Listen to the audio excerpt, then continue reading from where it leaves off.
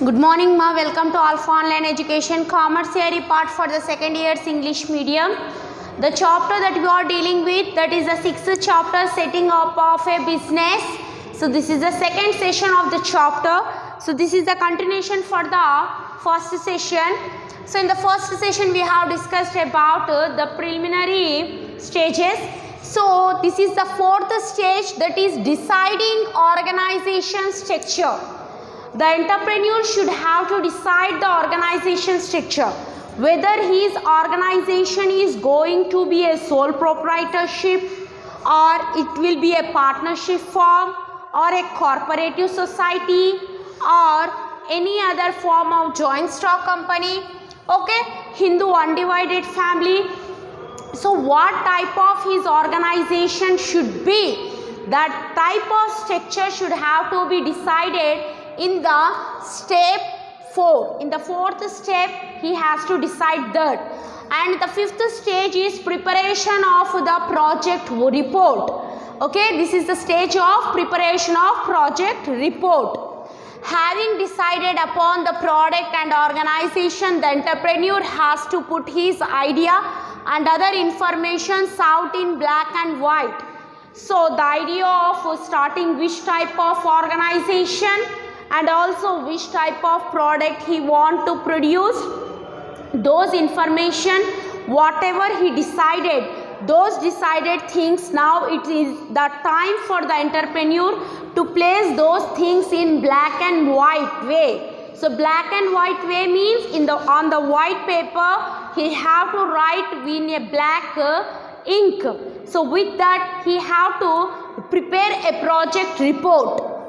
These should be so well presented that there provides all relevant information in reference to the project. So the project report should contain a clear information, a detailed explanation regarding the structure of the product, regarding the features of the project, and what is the main objective of this organization, whether it providing service to the organization, or whether it going to provide the product to the organization or commodity to the organization, to the society, what is going to it give. So it should be clearly explained by project report. So a project report should normally cover brief introduction of the proposed project. Generally the project report should contain the brief explanation. Okay, the explanation should be a brief means deep and clear explanation regarding the proposed project, which project they have proposed, and the constitution and the nature of the unit, their own constitution, rules, regulations, nature, what type of organization it is, whether it is a sole proprietorship or partnership or cooperative society or joint Hindu family or a joint stock company. Then afterwards he has to deal of the marketing and competition. What is the marketing available for that product and how many competitors are there for those products. Manufacturing process, what are the stages, what are the steps are there while manufacturing. Okay, machine and plant capacity, what type of machineries they needed, what capacity of machineries are needed, how many units they can produce at a time, those things should have to be considered here. After that, raw materials availability, where the raw material is available for these type of product, and what are the land building requirements, etc. factors, all the things should have to be explained in detail in the project report. When the project report is clear, then it can get an approval easily.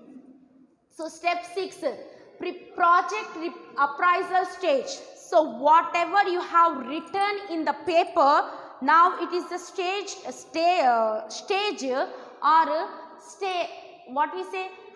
or a step to appraise that project. A final view of the proposal is taken, which is based on the combination of the factors like technical, financial, commercial, managerial, operational. So after taking all the factors into consideration, These factors are also needed. Technical, what type of technology you want to going to introduce in the production line. Finance, from which financial institutions you are going to raise the credit. Commercial, whether the organization which you are started, whether its motive is profit or service. Next, managerial, how many directors will be there, how many managing directors will be there, how many board of directors will be there, how many employees you are going to employ, and how many laborers you are going to keep. Those all things have to be. And operation, what kind of activities will be carried out daily. Okay, bank and financial institutions required to examine the validity of the project before deciding whether to provide financial assistance or not.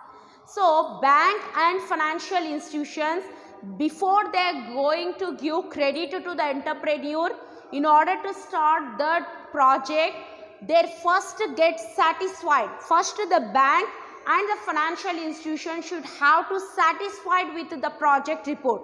If they are satisfied, then only the credit is sanctioned to him. Otherwise, it is cancelled. It is essential for a financial institutions to ensure beforehand the project then the project will generate sufficient returns on the resources invested. So the bank should have such type of guarantee before handling that credit to the entrepreneur. Whatever the investment the entrepreneur whatever the investment he is going to invest, whether he will get in written form or not, there is a possibility of generating profit or there is a possibility of generating the loss. So that type of examination is generally done by the bank and other financial institutions which are ready to provide finance to these entrepreneur. Okay, in the 7th stage, selection of the location and the site. So in which location they are going to start that business and in which site they are going to start the business, that is completely selected in the step 7. Nearness to the market and nearness to the raw material. So the location of the industry or the industrial unit, it should be near to the market. Okay, near to the raw materials. Okay, it should be near to the market and near to the raw materials. Availability of power and water, the place where this industrial unit is going to be established, at that place there should be availability of power and water. Availability of modern transport, and the cost is also needed for the transport. Okay, modern transport system means what we say, lorries, tractors, and ships, airways, railways. Yes, those are available. And whatever the cost should also be in the favor of the entrepreneur. Availability of required skills. Availability of required skills. Whatever the skills are required, those type of employees are also available. Those place is selected in order to start the business. Climate conditions, environmental factors affecting the industry, etc. So climatic conditions, see, we know that in our India itself, the different states will face the different climatic conditions. Yes, so this is generally happen. So climatic conditions and environmental factors, they generally affect the industrial productions, right? If we take the Jammu and Kashmir, at that time, now in the winter season, there is no water at all. Totally it is covered with the snow. So these type of things are there. So they will disturb the industrial production. So that's why these all things have to be considered while selecting the location or while selecting the site. These all are very most important things. Next step 8, provisional registration. Provisional registration means it is a type of registration which is generally done, and later the registration which is necessary, those registration is done. This is temporary basis. It enables a party to take the necessary steps to bring the unit into existence. See, after providing satisfactory proof to the units having come into existence, it can be converted into a regular registration later. So whatever the satisfactory proofs it will give, after that if there are satisfied, the registrar is satisfied, then he will change that provisional registration into legal registration. It will take some time. Okay.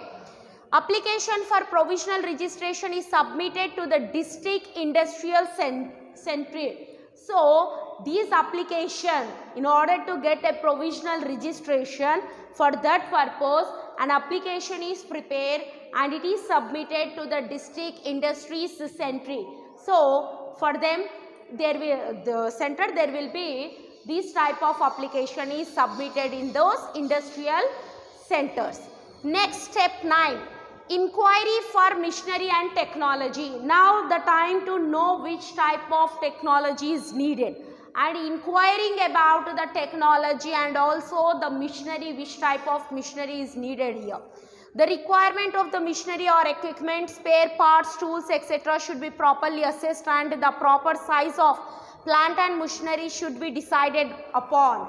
So the size of the plant and machinery, and what type of machinery, tools or equipments are needed, and what should be the size of that machinery. So those things should be decided in the step 9. Okay. Once the fixed assets are created, it will be very difficult. Once the fixed assets means fixed assets are those assets which can't be converted easily into the cash. Okay. Even though if you want to convert the fixed assets into cash, the depreciation will be levied on those fixed assets. Okay. So it is very difficult to change those fixed assets into cash. So very carefully the entrepreneur should have to decide which type of machinery or which type of plant he want. Credited will be very difficult to change them. The machinery should be necessary and adequate. So the machinery is very important in nowadays industries, because the 100 peoples what they will do for one day, that work will be completed by the machinery in just in 2 hours or in 1 hour. So the machinery is very much needed to complete the work very fast and very effectively. So these are the steps of the preliminary stage, and in the next session we will discuss about the implementation process. Okay. In the next session we will meet with the new concept, that is implementation process. Right.